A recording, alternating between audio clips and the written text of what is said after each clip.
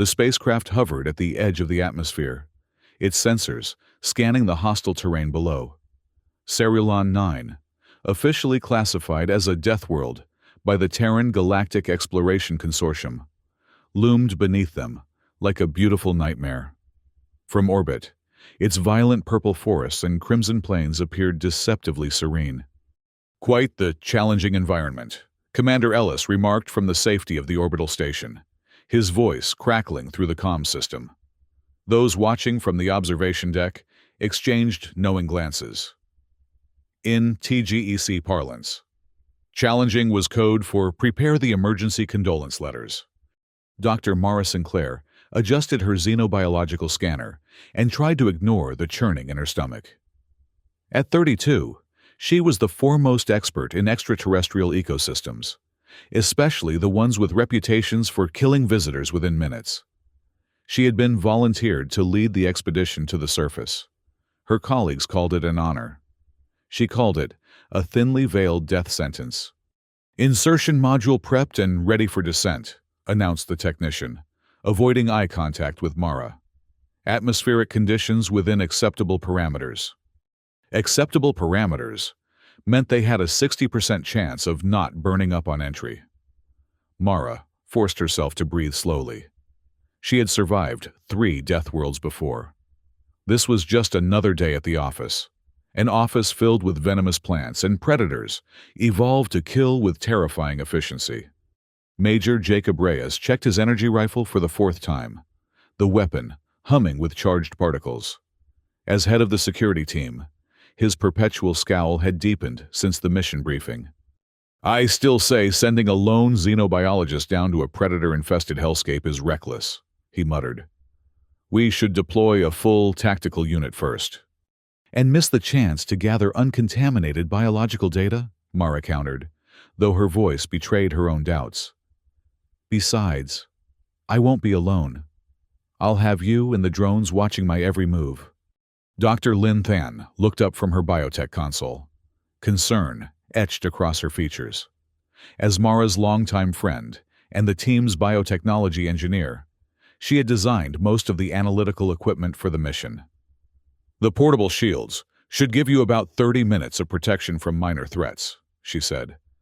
"But against an apex predator—" Her voice trailed off, the implication hanging in the air between them. From the orbital monitoring station, Captain Arno Vell observed the preparations with detached interest.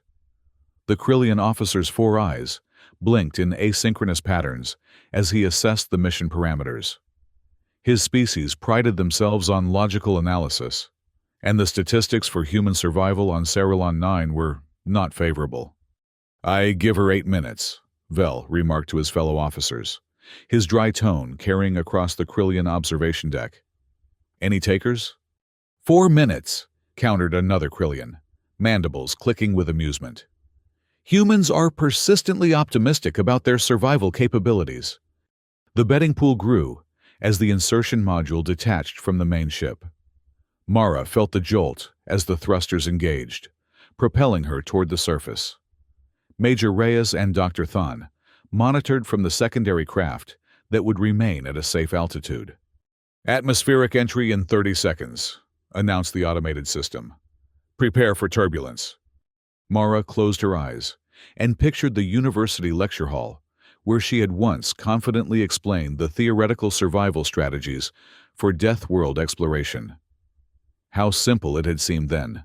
Surrounded by eager students instead of creatures, evolved to tear human flesh.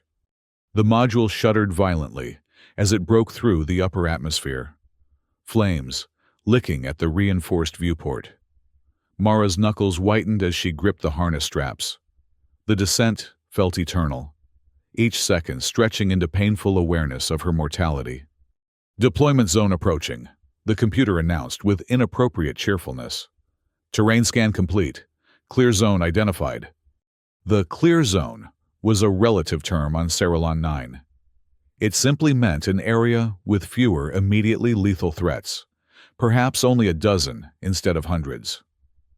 The module's retro thrusters fired, slowing their descent until they hovered 10 meters above a rocky outcropping covered in phosphorescent purple moss. Surface contact in 3, 2, 1.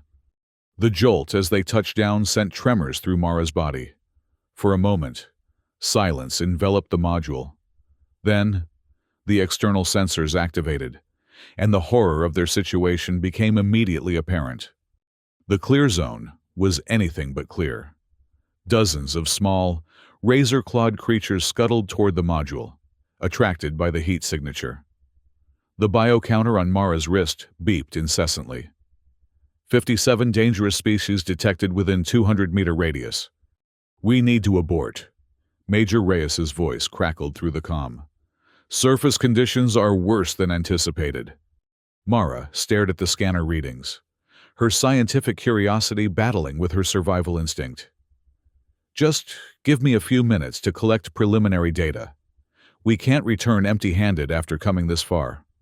A warning alarm blared through the module. The motion sensors had detected something massive moving toward their position, something that dwarfed the smaller predators now clustering around the landing struts. Apex biosignature detected, announced the computer. Estimated arrival, 2 minutes. In the observation deck, Captain Vell leaned forward, all 4 eyes widening. The Black Matriarch, he whispered, using the colloquial name for Cerulean 9's legendary apex predator. She's coming. Major Reyes and his security team scrambled to seal the module doors. Dr. Sinclair, we are initiating emergency protocols. Prepare for immediate extraction. But Mara had already made her decision. With methodical precision, she activated her personal shield, checked her sample collection kit, and moved toward the airlock. What are you doing? Dr. Thon's voice was frantic over the comm. Mara, you can't go out there. This is exactly why we came, Mara replied, surprised by the steadiness in her voice. I need to observe the ecosystem in action, not just from behind shields. Before anyone could stop her, she cycled the airlock and stepped onto the alien surface.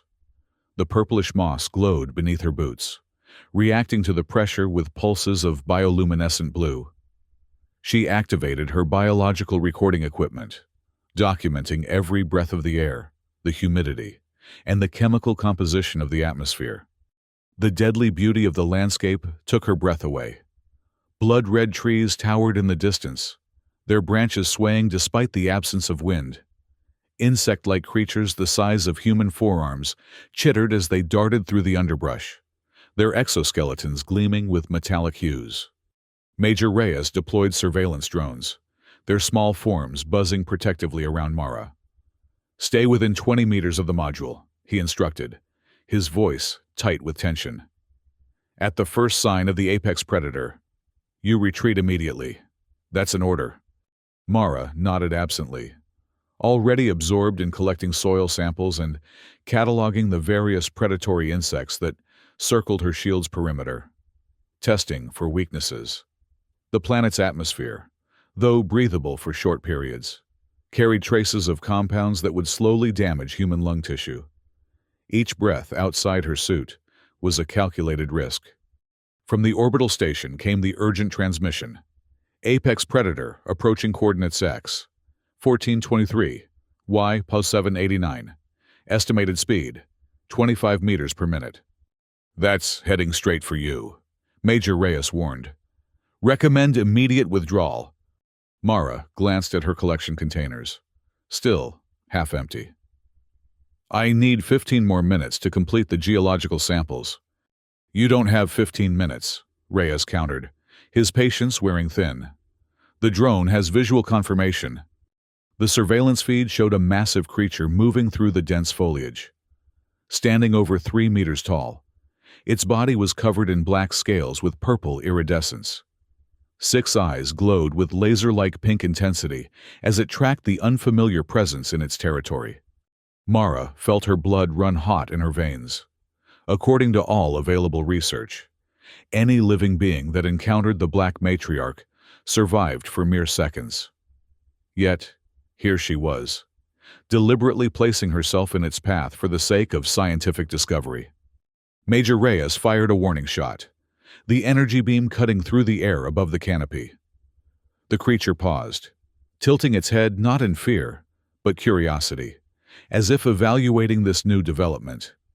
"It's too late to retreat," Reyes said, his voice dropping to a grim whisper. "You need to make a decision now. Abandon your equipment and run, or accept the inevitable."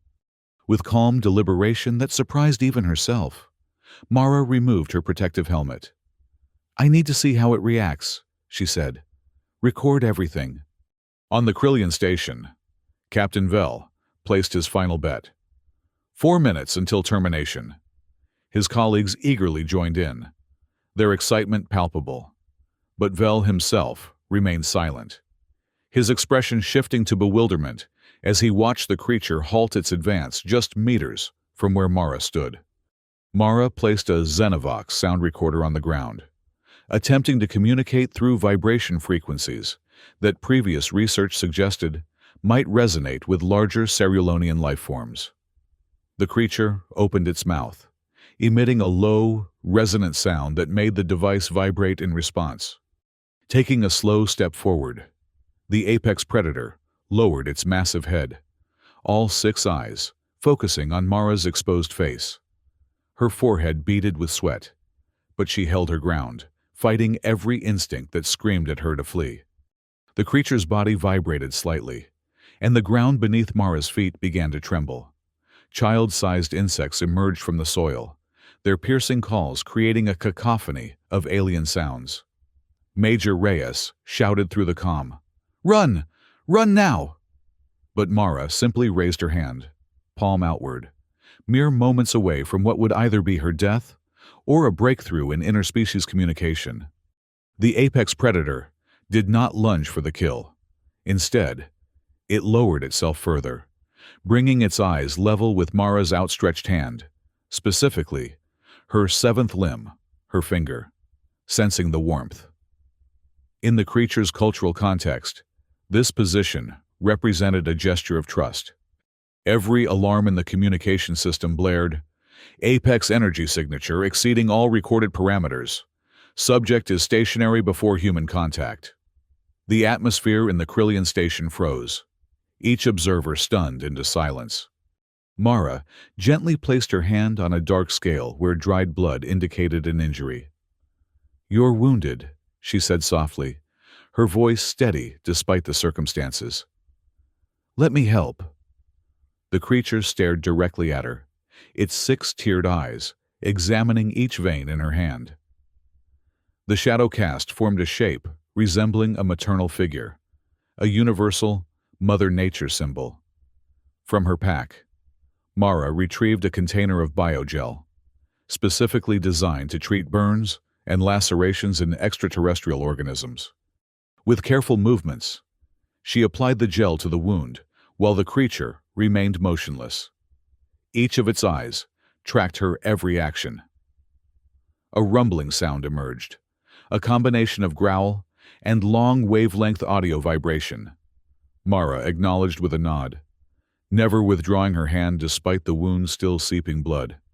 Once the temporary bandage was in place, the Black Matriarch unexpectedly harmonized with Mara's voice through the Xenovox device, creating a melody that corresponded to "thank you" in the native language of this species.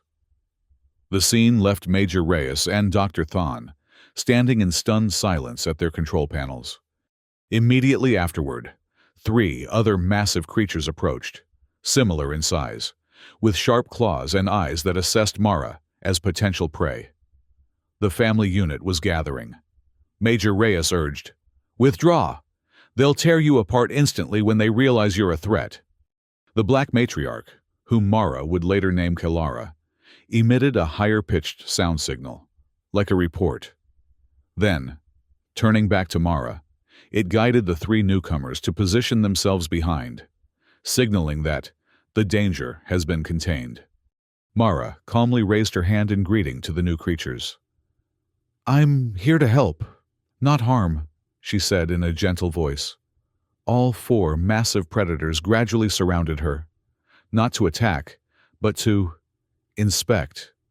Kylara lowered her body, reducing her height, so Mara could pass through.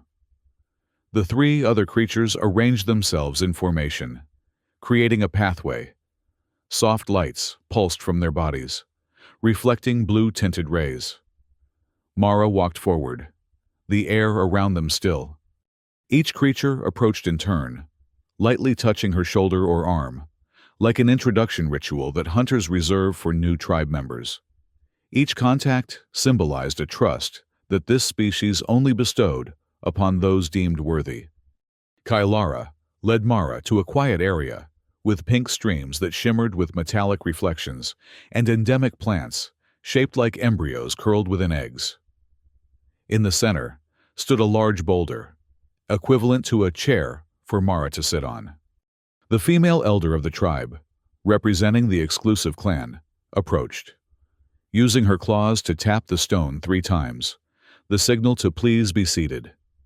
Mara accepted the invitation, and Kailara bowed her head, gently extending her tail tip behind Mara's legs, forming a protective posture. This action carried the meaning of protecting offspring as a mother protects her child. In the control module, Major Reyes and Dr. Thon couldn't form words. Their cameras captured the entire scene, showing Mara as the child, surrounded and protected by 4 enormous predators. On the Krillian station, Captain Vel, who had previously dismissed humans as foolish, coughed in surprise. He had to admit his error. They aren't chasing her away. They're protecting her. He and his colleagues immediately canceled their betting pool. Mara transmitted a message to TGEC. I am safe. My relationship with the Apex tribe has exceeded initial projections, requesting permission to remain for deeper research into their social and cultural structures. The orbital station team had no choice but to acknowledge. The conclusion suggested a transformation. Cerulean 9 was no longer just an ecological research planet, but had become the site of humanity's first xenobiological diplomatic mission. Mara emerged as the cultural ambassador for interspecies relations. 3 days later, Mara officially lived within the Apex community, learning their language through sound communication and gestures. Kailara, now named Myra by Mara, regarded her as a second mother, always staying close to care for and translate for her. TGEC issued a directive. Cerulean 9 was reclassified from Death World to Interspecies Cultural Repository. Each week, specialists would arrive to study balanced relationship methods between humans and apex predators. 6 months later, the research center on Cerulean 9 had transformed into the Interlife Cultural Integration Station. Mara compiled curriculum on Terran standard treatment methods for apex species. Kailara, Mayra, and the Apex clan managed biological data interpretation for Terran scientists, warning exploration teams about dangerous zones. They used biolaser technology to detoxify samples before sending them back to Earth. Visitors included researchers from the Etherian Alliance, the primitive Velcor tribe, and even a Krillian delegation seeking to understand the secret to removing species barriers. Captain Vel remarked with admiration, "Humans seem capable of connecting with even the most ferocious life forms." Mara authored a series in the Xenobiology Galaxy Review, titled The Matriarch Tremulant Relationship, compiling detailed data on physiology, culture, communication sounds, and nest architecture of the Apex clan. The publication became mandatory reading for all crews before entering potentially extinction-level planets. One evening, Mara sat beside the hot pink spring, watching Mayra curl around her young offspring like a newborn child sleeping. The image of the apex predator transformed into a nurturing provider for future generations. Mara's final transmission to Earth read, Cerulean 9 mission has completed the ecological survey phase, transitioning to cultural harmony and sustainable coexistence. The Apex now consider me their daughter, willing to protect me for life. The trust between our species has opened a new era of alliance and understanding. Dr. Mara Sinclair. The scene closed with a drone hovering, capturing images of Mara and Mera frolicking together, with apex warriors hunting in the distance, no longer seeing Mara as prey, but as family. For the third consecutive night, Mara Sinclair found herself unable to sleep. The insertion module's environmental controls maintained a perfect Earth standard temperature and humidity. Yet something about the air felt wrong. Too sterile. Too processed. Outside, Cerilon 9's nocturnal ecosystem pulsed with activity. The bioluminescent flora cast eerie shadows against the module's reinforced walls, and the distant howls of predators served as a constant reminder of the deadly paradise that awaited her. Nervous, the voice startled her from her thoughts. Dr. Lin Than stood in the doorway, holding 2 steaming cups of what passed for coffee in deep space exploration. Mara accepted the cup gratefully. "Excited," she corrected, though they both knew it was only partially true. "Tomorrow we make xenobiological history." Lin settled beside her, their shoulders touching in the narrow confines of the sleep chamber. "I've been reviewing the drone footage from our preliminary scans," she said, her tone deliberately casual. "The megafauna activity has increased by 17% since we entered orbit." "They sense us," Mara nodded. "Intelligence tests on previous death worlds showed apex species can detect orbital disturbances. They're curious." "Curious is one way to put it," Lin replied. "Hungry might be another." From the command module came the sound of raised voices. Major Reyes was arguing with someone over the comm system, likely another TGEC bureaucrat questioning his security protocols. The Major had requested a full military complement for the mission, but the consortium had declined. Scientific exploration budgets didn't allow for excessive security measures, they'd claimed. 1 xenobiologist and a small protection detail were deemed sufficient for initial contact. "You know," Lin said quietly, "no one would blame you if you backed out. We could cite equipment malfunction, request a specialized team." Mara sipped her coffee, wincing at the bitter synthetic taste. "And let someone else make first contact with a completely new ecological network? Not a chance." She smiled, but it didn't reach her eyes. "Besides, they didn't select me randomly. My work on the Proxima 6 predator communication patterns is why I'm here." "Your work on Proxima 6 nearly got you killed," Lin reminded her. "That toxin-spitting reptiloid was acting defensively," Mara finished. "I invaded its territory without proper signals. This time we know better." The module's lighting system dimmed, indicating the transition to night cycle. Outside, the purple-tinged darkness seemed to deepen, the shadows between the alien trees growing more pronounced. "Get some sleep," Lin advised, rising to her feet. "Tomorrow you'll need all your wits about you." Alone again. Mara reviewed her mental checklist for the 100th time. The specialized equipment, the communication protocols, the emergency extraction procedures, all designed to maximize data collection while minimizing the very real risk of becoming another statistic in the TGEC's classified casualty reports. In the Krillian observation vessel orbiting at a higher altitude, Captain Arno Vell completed his pre-mission analysis. His species prided themselves on objective assessment, unclouded by emotional interference.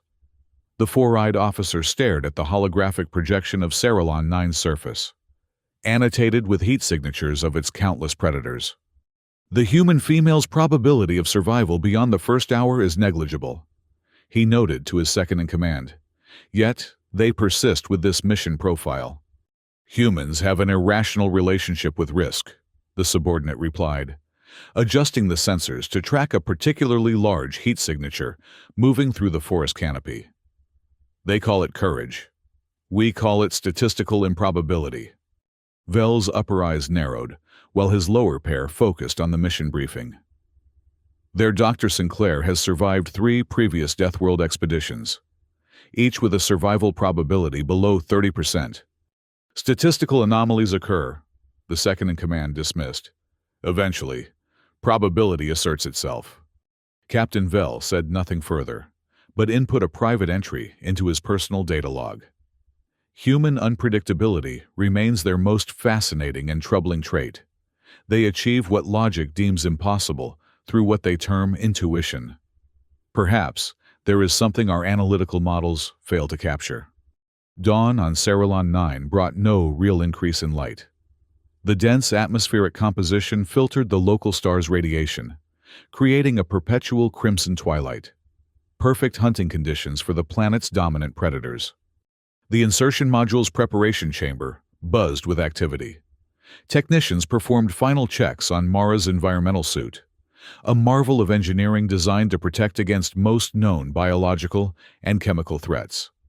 The flexible material could withstand temperatures from 50 to 150 Celsius and resist acid corrosion for up to 30 minutes, theoretically enough time to retreat from danger. Major Reyes supervised the weapons check, his expression grim. "Remember," he instructed his security team, "non-lethal deterrence first. We're not here to start an interspecies incident, but if Dr. Sinclair's life is threatened, you are authorized to use deadly force." "The ecosystem is in perfect balance," Mara interjected, adjusting her sample collection apparatus. "Every unnecessary kill could destabilize an ecological relationship we don't yet understand." Reyes fixed her with a hard stare. "With all due respect, Doctor, my priority is bringing you back alive, not preserving the hunting grounds of alien monsters. Those monsters have evolved in isolation for millions of years," Mara countered. "Their behaviors, their biochemistry, everything about them represents answers to questions we haven't even formulated yet." The module's alert system interrupted their debate. "Surface deployment in 15 minutes. All personnel to designated positions." Mara's heart rate accelerated as she completed the final preparations. The weight of the sample collection pack pressed against her shoulders, a physical reminder of her purpose here. Not just to survive, but to understand. "Preliminary atmospheric analysis complete," announced Dr. Than from her monitoring station. "Oxygen levels at 17%. Breathable short-term, but toxic compounds present. Helmet recommended at all times." "Noted," Mara acknowledged, though she had already decided that direct sensory exposure would be necessary for certain observations. The suit's filtration system could only approximate the complex mixture of sense and particulates that might prove crucial to understanding predator communication. The descent to the surface passed in a blur of mechanical vibrations and automated announcements. When the module finally settled on the rocky outcropping, an unnatural silence fell, as if the entire ecosystem had paused to acknowledge the intruders. That silence lasted precisely 43 seconds. The external sensors activated, displaying a nightmarish tableau of activity surrounding their landing site. Creatures of every conceivable morphology converged on the module, drawn by heat, vibration, and the unfamiliar sense of Earth technology. 57 dangerous species detected, the biocounter announced with algorithmic calm. "Recommend immediate shield activation." Major Reyes's voice crackled through the comm. "Abort protocol initiated. Dr. Sinclair, prepare for emergency ascent." Mara stared at the sensor readings, her scientific mind categorizing and analyzing the patterns of movement outside. These weren't random attacks. There was coordination, a hierarchy of approach that suggested intelligence beyond instinctive predation. "Wait," she commanded. "There's something here we need to understand. The smaller predators are forming a perimeter, but they're not attacking the module directly. They're waiting." "Waiting for what?" Reyes demanded. The answer came in the form of a seismic tremor that shook the module's foundation. The motion sensors blazed with warnings as something massive displaced the undergrowth 300 meters to the east. "Apex biosignature detected," the computer announced. "Morphological profile matches historical records of dominant predator species. Colloquial designation, the Black Matriarch. In the Krillian observation vessel. Captain Vell's 4 eyes widened simultaneously, a rare display of surprise from his species. Magnitude of life form exceeds predicted parameters, he noted. Energy output suggests intelligence comparable to early hominid development. The human female's survival estimate has decreased to under 3 minutes. His second-in-command stated, "Shall I update the pool?" Vell waved a dismissive appendage. "Continue monitoring. This development warrants close observation." Inside the module, chaos erupted. Security personnel scrambled to defensive positions, while technicians initiated emergency protocols designed to mask their presence from local predators. "Dr. Sinclair," Major Reyes's voice had taken on a command edge that brooked no argument. "We are leaving. Now." But Mara had already made her decision. With methodical precision, she activated her personal shield and environmental sensors. "I'm going out there." "That's suicide," Reyes protested. "The apex predator will tear you apart before you can collect a single sample." "Then I'll die doing what I came here for," Mara replied, surprised by the calmness in her voice. "But I don't think I will." Dr. Thon gripped her arm. "Mara, please, this isn't worth your life. Everything we've learned about Death World ecology suggests communication is possible," Mara insisted. The predators on Proxima 6 responded to non-threatening postures. The carnivorous flora on Epsilon Indi reacted to vibrational patterns. There's always a way to establish contact. Before anyone could physically restrain her, Mara cycled the airlock and stepped onto the alien surface.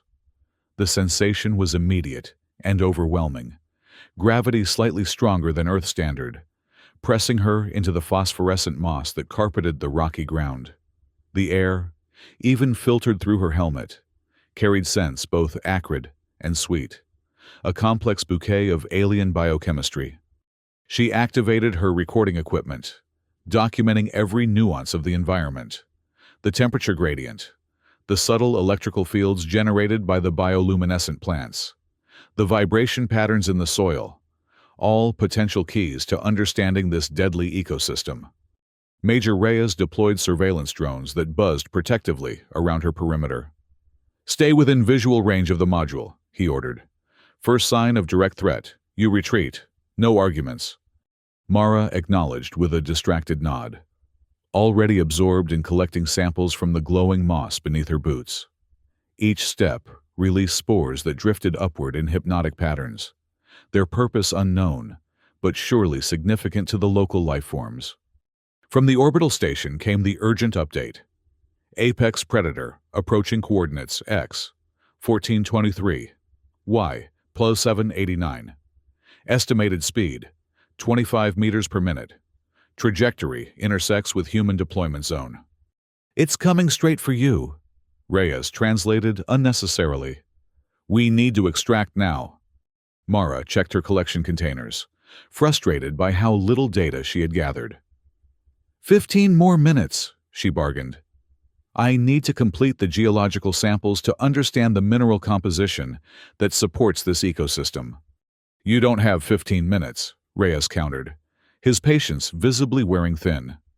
"Drone 4 has visual confirmation of the apex predator." The video feed appeared in Mara's helmet display, and her breath caught in her throat, moving with impossible grace for its size. A creature of nightmares approached through the crimson foliage. Standing over 3 meters tall, its body was covered in black scales that shimmered with purple iridescence where the light touched them. 6 eyes arranged in a vertical pattern glowed with an internal pink luminescence, focused with laser-like intensity on the intruder in its domain. Mara's scientific training battled with primal fear. According to every xenobiological study, any creature that encountered the black matriarch survived for mere seconds. Its hunting efficiency was unmatched in the explored galaxy, its intelligence evident in the complex strategies it employed to corner prey. Major Reyes fired a warning shot from the module's defense system, the energy beam cutting through the canopy above the approaching predator.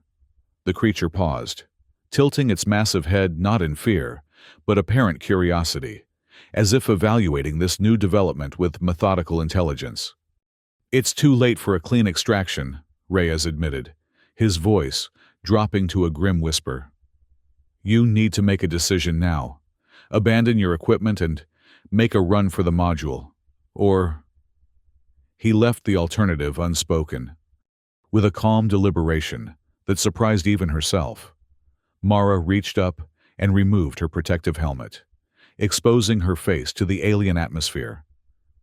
"I need to see its reaction without barriers," she explained to the shocked exclamations from the module. "Record everything." The creature was now less than 30 meters away, close enough that Mara could see the muscular ripples beneath its scaled hide as it moved. Instead of charging, it slowed its approach, each step deliberate and measured. Mara placed a Xenovox sound recorder on the ground before her, a device designed to capture and reproduce vibration patterns across a spectrum far wider than human hearing. Previous research suggested that many predator species communicated through substrate vibrations rather than airborne sound. The apex predator halted 20 meters from her position. It opened its mouth, revealing rows of serrated teeth designed for efficient killing, and emitted a low, resonating sound that made the Xenovox vibrate in sympathetic harmony. Taking a slow step forward, the creature lowered its massive head, bringing all 6 eyes level with Mara's exposed face. She could feel sweat beading on her forehead despite the cool air, but she held her ground against every screaming instinct to flee. "Its body temperature is fluctuating," Dr. Than reported from the module, her voice tight with tension. "Thermal patterns suggest it's not in hunting mode. This is something else." The creature's body vibrated subtly, and the ground beneath Mara's feet began to tremble. From crevices in the rocky outcropping emerged smaller predators, still large by Earth standards, with child-sized bodies and razor appendages. They formed a circle around Mara and the apex predator, their chittering calls creating a cacophony of alien communication. "Run!" Major Reyes shouted through the comm. "They're surrounding you for the kill!" But Mara remained motionless, raising her hand slowly, palm outward in a universal gesture of non-aggression. The moment stretched into eternity, her life balanced on the knife edge of scientific discovery and primal survival.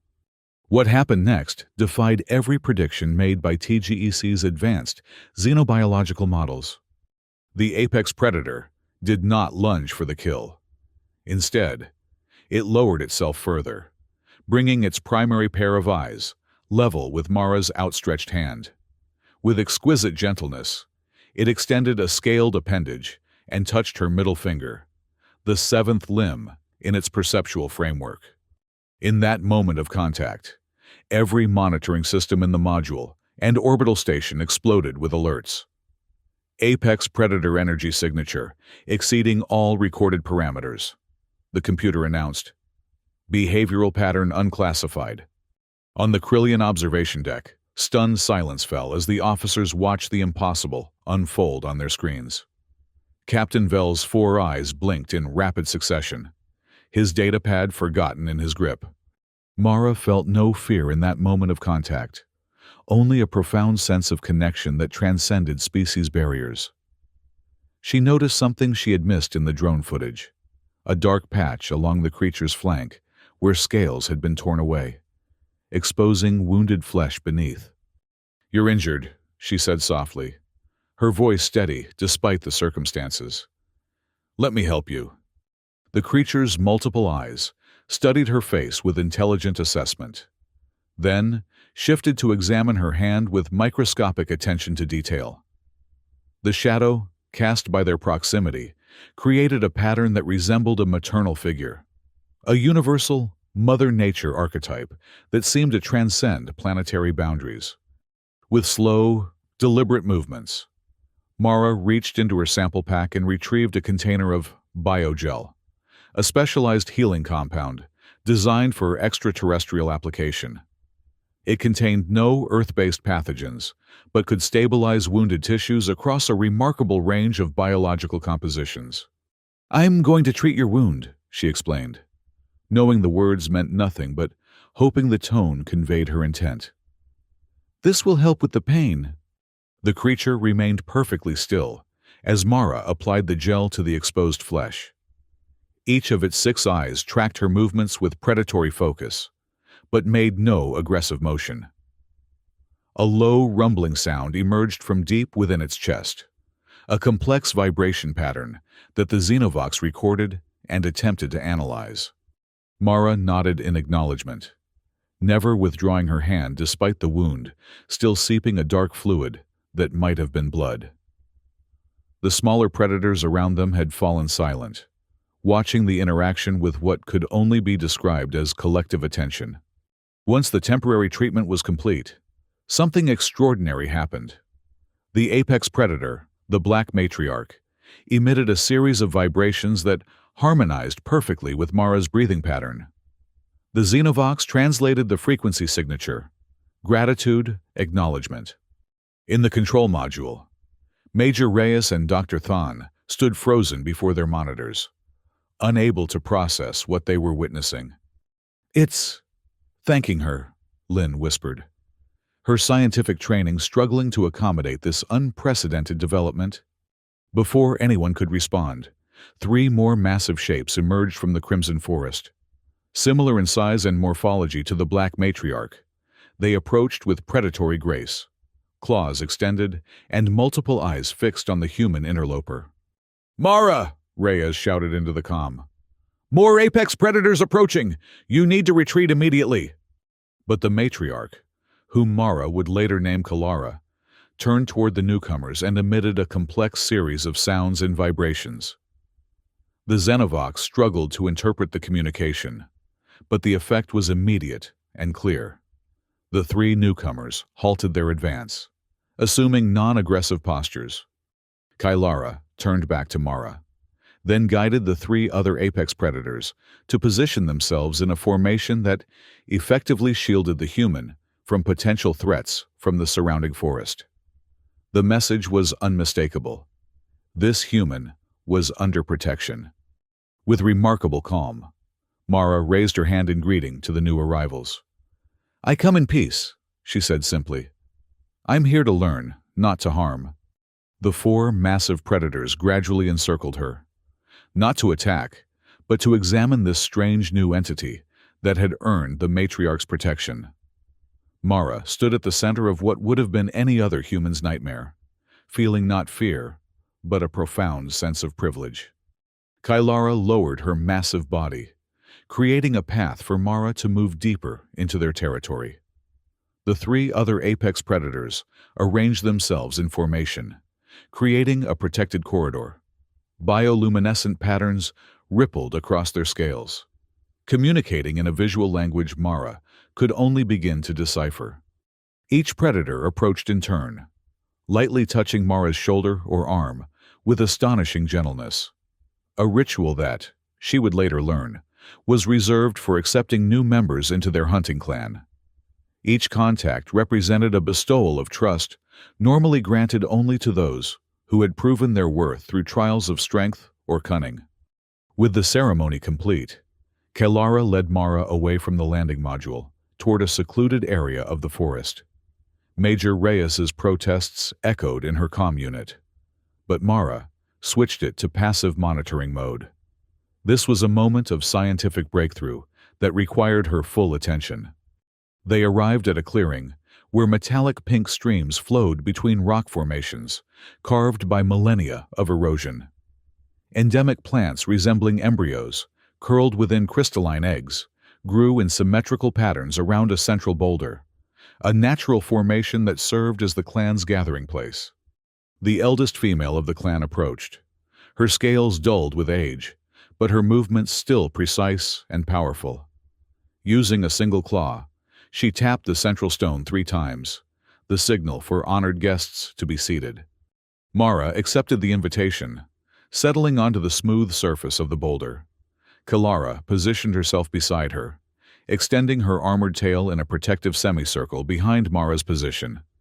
The posture, Mara would later document, signified the highest form of protection in their social structure.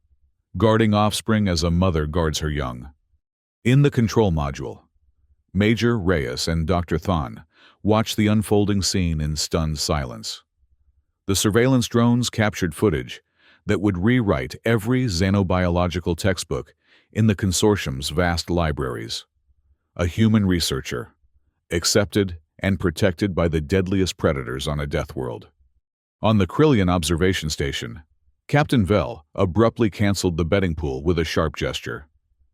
This outcome was not within calculated parameters, he admitted, a rare concession from a species that prided itself on predictive accuracy. The human female has achieved what our models deemed impossible, his second-in-command observed. They are not pursuing her. They are integrating her into their social structure. Perhaps, Vell replied thoughtfully, our understanding of apex predator requires revision. Intelligence manifests and forms our analytical frameworks fail to anticipate. As night fell on Cerulean 9, Mara transmitted her first report to the TGEC orbital station. Initial contact with dominant species successful beyond all projections. I am safe and have been accepted into what appears to be a complex social structure. The creatures previously classified as apex predators demonstrate intelligence, social organization, and communication capabilities far exceeding our models. Request permission to extend mission parameters to include comprehensive study of cultural and social interactions. Cerulean 9 is not merely a death world. It is a civilization waiting to be understood. The response from TGEC headquarters took 18 minutes to arrive, an eternity in emergency communications terms. When it finally came through, the message was terse. Permission granted. Proceed with caution. Regular updates required. Extraction team on standby. In the days that followed, Mara immersed herself in the clan's daily activities. With the Xenovox's help, she began to decipher their vibrational language, a complex system of substrate vibrations, vocal harmonics, and bioluminescent displays that conveyed nuanced concepts beyond simple predator-prey dynamics. Kailara, whom Mara had begun to call Mara in her personal logs, remained her constant companion and protector. The massive predator seemed to have appointed herself as Mara's guardian, intervening whenever other clan members became too aggressive in their curiosity. Dr. Than visited briefly, delivering additional research equipment and collecting Mara's preliminary samples for analysis. Her initial skepticism had given way to cautious excitement. The biochemical composition of their scales is unlike anything we've encountered, she reported, examining a shed scale under portable magnification. The cellular structure allows for bioluminescent communication and temperature regulation simultaneously. Major Reyes maintained his vigilance, insisting on regular security checks and emergency evacuation drills. Just because they haven't eaten you yet doesn't mean they won't, he reminded Mara during each visit. But even he couldn't deny the remarkable nature of what was unfolding. By the end of the first week, TGEC had dispatched additional researchers, specialists in xenolinguistics, comparative sociology, and evolutionary biology. Mara coordinated their integration into the clan's territory, carefully managing the interactions to prevent misunderstandings that might damage the fragile trust she had established. The consortium officially reclassified Cerulean 9 from Death World to Xenocultural Preservation Zone, with strict protocols governing all future contact. What had begun as a high-risk biological survey had transformed into humanity's first true cultural exchange with an alien civilization. 6 months later, the preliminary research station had evolved into the Interlife Cultural Integration Station, a permanent installation designed with input from both human architects and Cerulonian sensibilities. Mara had compiled a comprehensive curriculum on cross-species communication and cultural understanding, mandatory training for all personnel assigned to the planet. Kailara and her clan had become integral to the research operation, serving as guides, protectors, and interpreters for the expanding human presence. They use their extraordinary sensory capabilities to warn exploration teams about dangerous zones and employed their natural bioluminescence to detoxify biological samples for safe transport back to Earth. The station began to attract visitors from across the galaxy. Researchers from the Etherian Alliance arrived to study the unprecedented cultural integration. Representatives from the nomadic Velcor tribes came to observe the predator-prey dynamics that defied their traditional worldview. Most surprisingly, a Krillian delegation requested permission to establish an observation post. Captain Arno Vel, now promoted to scientific liaison, led the team personally. "Your species continues to defy our probability models," he admitted to Mara during their first meeting. "The Krillian Empirical Academy has initiated a complete revision of our xenosociological frameworks based on your work here. Perhaps the flaw in your models was assuming that different means incompatible," Mara suggested. "Life finds connection points, even across evolutionary divides." Vel's 4 eyes blinked in their characteristic pattern of consideration. "A profound observation. Humans appear uniquely capable of establishing meaningful communication with species that would logically consider them prey." "Not prey," Mara corrected gently. "Family." Her groundbreaking paper, "The Matriarch-Tremulant Relationship: Foundations of Interspecies Trust Dynamics," published in the prestigious Xenobiology Galaxy Review, became required reading for all consortium exploratory missions. The comprehensive documentation of Cellulonian physiology, communication methods, social structures, and territorial behaviors provided a template for future contact with potentially hostile species.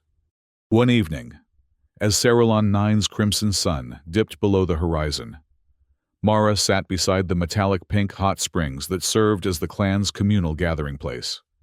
Beside her, Kailara, Maera, had curled her massive body into a protective semicircle. Her youngest offspring nestled against her scaled flank. The sight still filled Mara with wonder. The galaxy's most efficient predator, relaxed and vulnerable, trusting a fragile human with proximity to her young. The infant predator, barely the size of an earth wolf, but already displaying the characteristic six-eyed vertical arrangement, chirped softly in its sleep.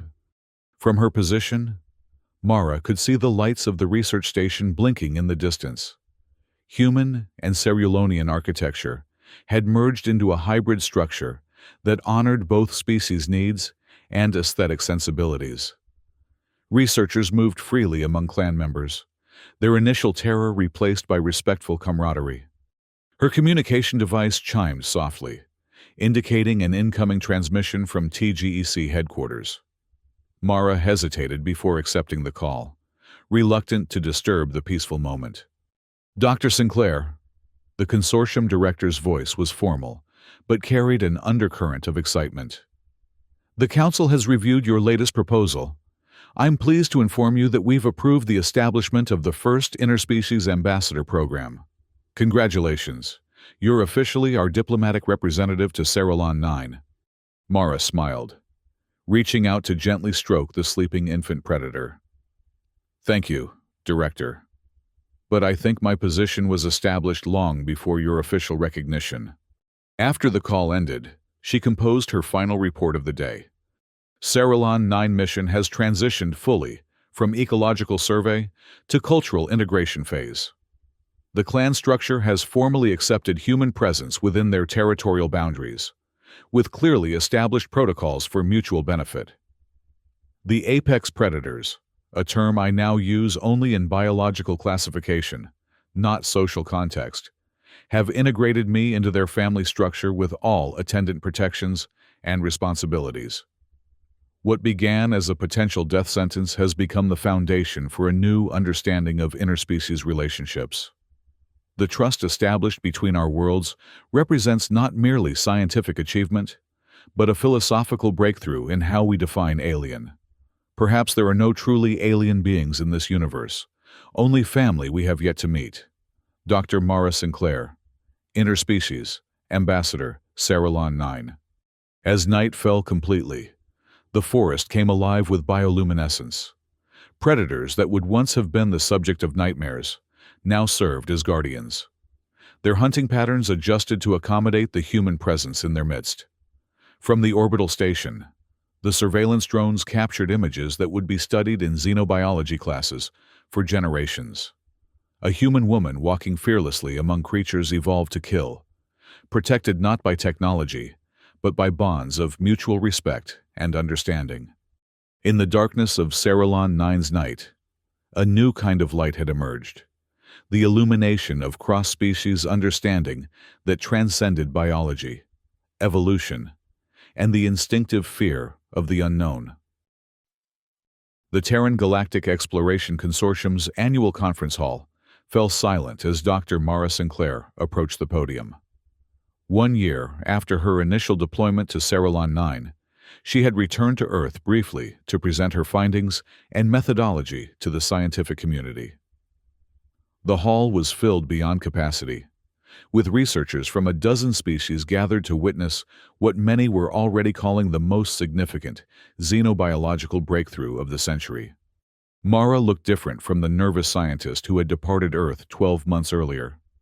Her posture carried the quiet confidence of someone who had faced death and found connection instead. A thin scar traced her left cheekbone, a reminder of an early miscommunication with one of the younger clan members whose claws had moved too quickly during a greeting ritual. "Distinguished colleagues," she began, her voice steady. "1 year ago, I stood before this same assembly and proposed a methodology for approaching Deathworld ecosystems that many of you deemed suicidal." A ripple of uncomfortable laughter moved through the audience. "Today, I'm here to share not just survival strategies, but a fundamental reconsideration of how we define intelligent life in our galaxy." The main display activated behind her, showing footage from her first encounter with Kalara. The massive predator's approach, the moment of connection, the healing of the wound, all captured in high-definition clarity that still sent shivers through the audience. What we classified as apex predators are, in fact, members of a complex society with communication systems, social hierarchies, and cultural practices that rival our own in sophistication, if not in technological development. Mara continued.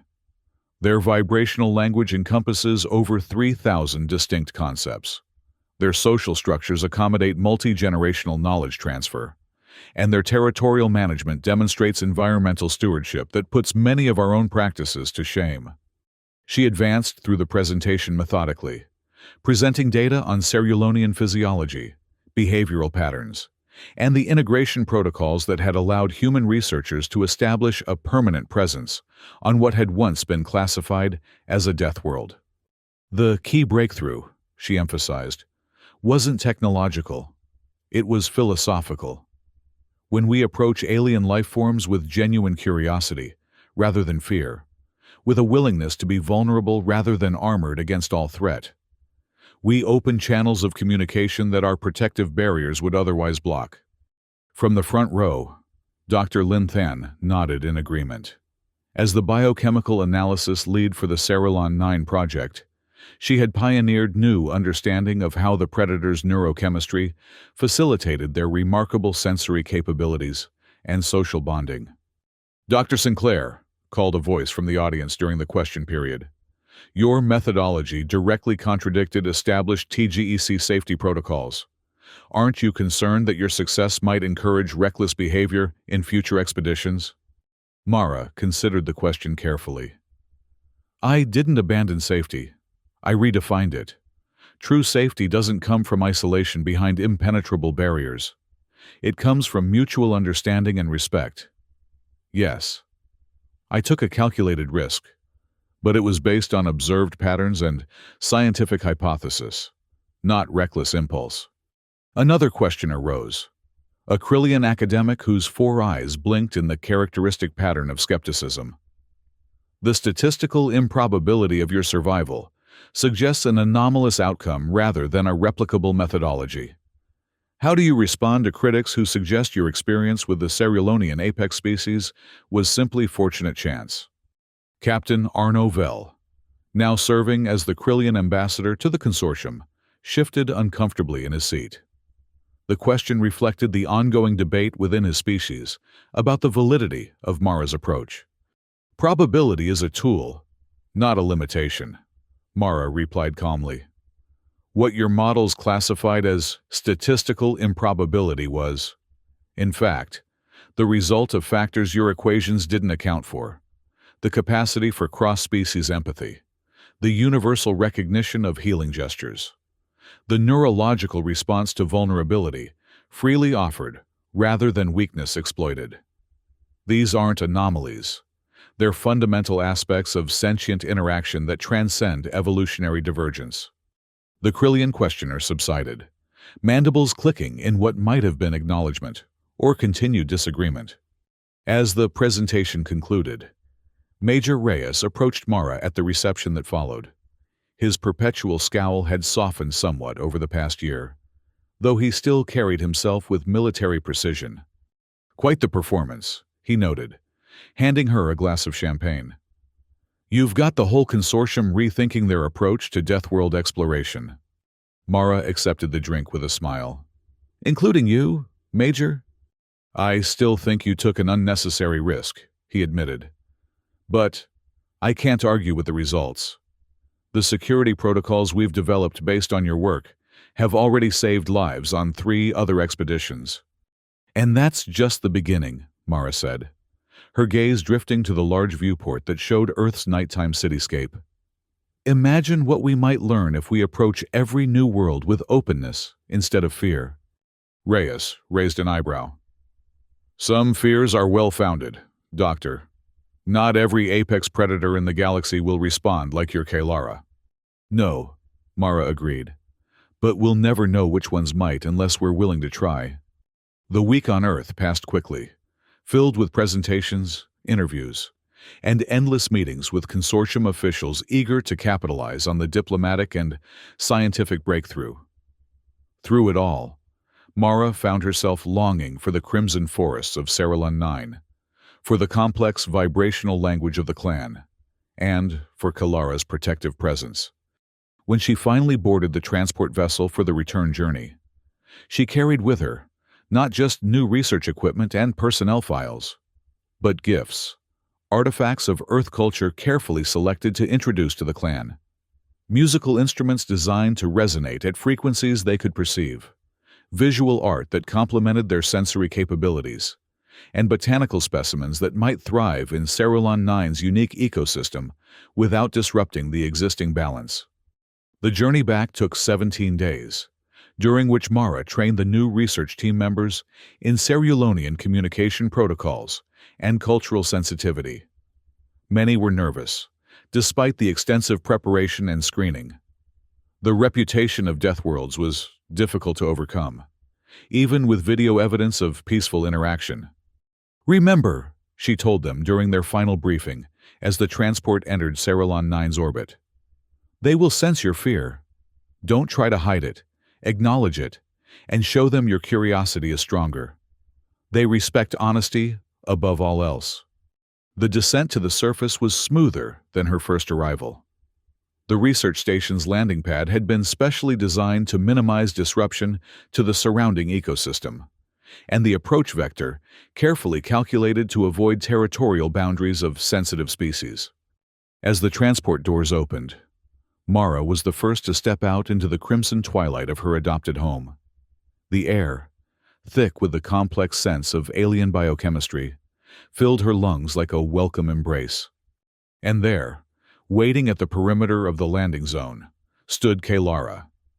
The massive predator's scales rippled with bioluminescent patterns that the Xenovox translated as joy, return, completion.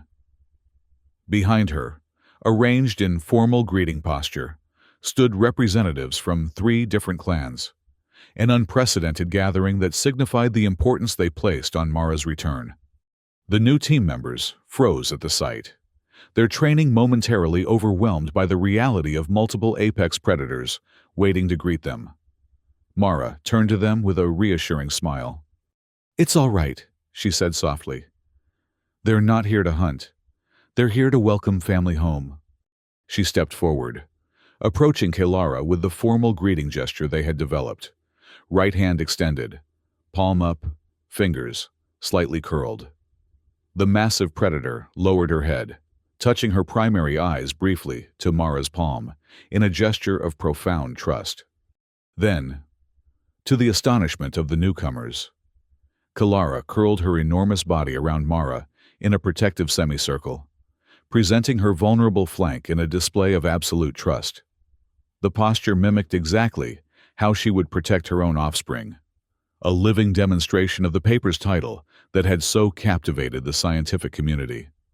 "You see," Mara said to her wide-eyed team, "they thought the apex predator captured me. In a way, they were right, but not as prey, as family." Over the following months, the research station expanded its mission beyond pure scientific observation to include cultural exchange programs.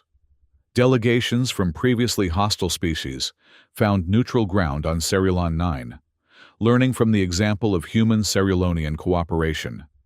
The Krillian Empirical Academy established a permanent research outpost, led by the now-retired Captain Vell, dedicated to revising their probabilistic models of interspecies interaction. The once skeptical officer had become an unlikely advocate for Mara's methodology, arguing that the statistical improbability of her success revealed flaws in Krillian understanding rather than exceptional circumstances. 6 months after her return from Earth, Mara sat beside the pink metallic hot springs, recording her daily observations. Kelara rested nearby, her youngest offspring now nearly double its previous size, but still maintaining the playful curiosity of youth. The clan's territorial range has expanded to incorporate the research station as a central feature rather than a tolerated intrusion, she noted in her log. Juvenile members have begun experimenting with tool use after observing human researchers, suggesting cognitive flexibility beyond previous estimates. Cross-species play behaviors between human children and Cerulonian offspring have emerged spontaneously, despite significant morphological differences. She paused her recording as Kelara's offspring approached, its movements still gangly, but becoming more coordinated as it matured. The young predator carried a research drone in its claws, not damaged, but carefully transported, as it had observed the human researchers doing. "Thank you," Mara said, accepting the device with appropriate vibrational acknowledgement. The juvenile chirped in response, a sound that the Xenovox translated as learning, helping, belonging. That evening, as Cerulon 9's moons rose above the crimson canopy, the clan gathered for what had become a regular ritual, the sharing of stories. Human researchers and Cerulonian clan members assembled in the central clearing, where specially designed amplification devices allowed both species to perceive each other's communication methods.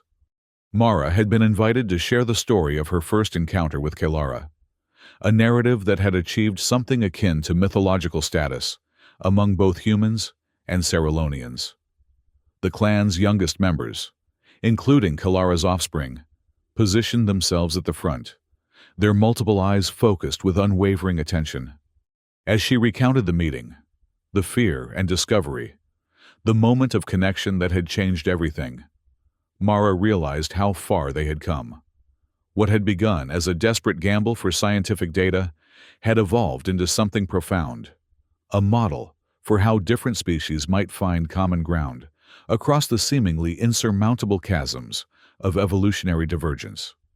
When she finished her story, Kelara approached the center of the gathering, the massive predator's scales illuminated with patterns too complex for the Xenovox to fully translate, a symphony of light that conveyed concepts beyond the capability of human language. But the essence was clear to everyone present. What had begun as an encounter between predator and potential prey had transformed into a bond as sacred as any family tie. The trust given and received had created something new in the galaxy, a blueprint for connection that transcended biology. Later that night, Mara transmitted her weekly report to TGEC headquarters. The Cerilon 9 Interspecies Integration Project continues to exceed all projected outcomes. The clan structure has formally incorporated human presence within their cultural framework, with clearly established protocols for mutual benefit and knowledge exchange. What the consortium once classified as the galaxy's most dangerous apex predators now serve as our most valuable teachers and allies. I am reminded daily that the greatest barrier to understanding is not the differences between species, but our preconception that those differences make connection impossible. Here, surrounded by creatures that evolution designed to kill beings like me, I have found not enemies but family, not danger but protection.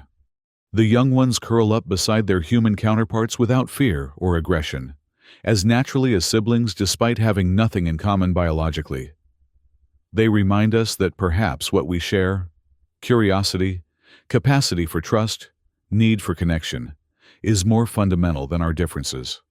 Recommend immediate expansion of the Interspecies Ambassador Program to additional death worlds, using the Cerulonian protocols as a foundation. The galaxy is filled not with monsters waiting to devour us, but with family we have yet to meet. Dr. Mara Sinclair, Interspecies Ambassador, Cerilon 9. As she prepared for sleep in her dwelling, a structure designed collaboratively by human architects and Cerulonian sensibilities, Mara heard the now familiar sound of Kylara settling outside her door.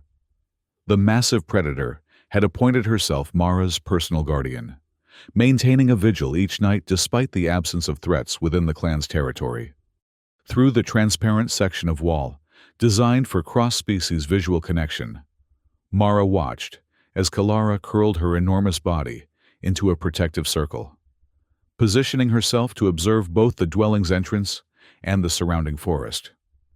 The predator's multiple eyes remained alert, but her posture conveyed complete relaxation, the ease of a mother watching over sleeping children. In that moment, illuminated by the bioluminescent glow of Cerilon 9's night flora, the galaxy's most efficient killing machine looked exactly like what she had become, a mother protecting her child, regardless of the evolutionary gulf between them. And that, Mara reflected as she drifted toward sleep, was the true miracle of Cerilon 9. Not that she had survived an encounter with an apex predator, but that both of them had discovered a connection that transcended the ancient boundaries between hunter and hunted, between alien and familiar. They had found family among the stars,